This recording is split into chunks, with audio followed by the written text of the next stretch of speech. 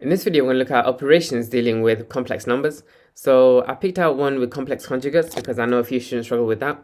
3z minus 4w is what you get when you multiply 3 onto the complex number form for z, which is 4 plus 3i.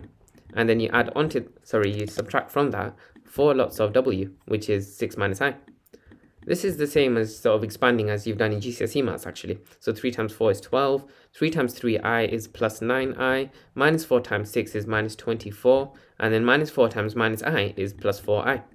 If we now collect like terms, well 12 minus 24 is minus 12, and 9i plus 4i is plus 13i. And that's your final answer to part A of this question. Let's do part B of this question in a different color. So the complex conjugate of z is essentially keeping the real part the same, but swapping the sign between the real and the imaginary part before writing out the same magnitude of the imaginary part. So for this one, it'll be 6 plus I. If you have 5 minus I, the complex conjugate of this would be 5 plus I. It's basically the same as changing the sign in between the real and the imaginary part. Now that we have the complex conjugate of z, we can now divide that by w, which is given as 6 minus I.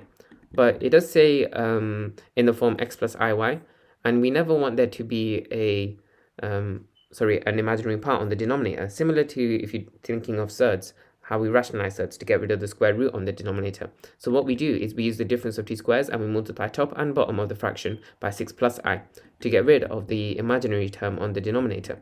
We don't really care if there's an imaginary term on the numerator, that's fine. So because we're using difference of two squares, 6 times 6 is 36, and then minus I times I, well, let's write that out, that's minus I squared. And because I squared is minus 1, that will be the same as minus 1, which is just plus 1. So we can write 36 plus 1 for the denominator. 4 times 6 is 24. 4 times 4i is a positive 4i. Minus 3i times 6 is minus 18i. And lastly, minus 3i times I, well, that's minus 3i squared. Because I squared is equal to minus 1, that's minus 3 times minus 1, and that will be positive 3. And just like that, we can now collect like terms, because 24 plus 3 is 27, 4i minus 18i is minus 14i, and it's all over the denominator of 36 plus 1, which is 37. In that case, because it wants you to represent it in this format, we can split this into two individual fractions, 27 over 37, and then minus 14 over 37, all multiplied by I, in which case the real part is 27 over 37, and the imaginary part is minus 14 over 37.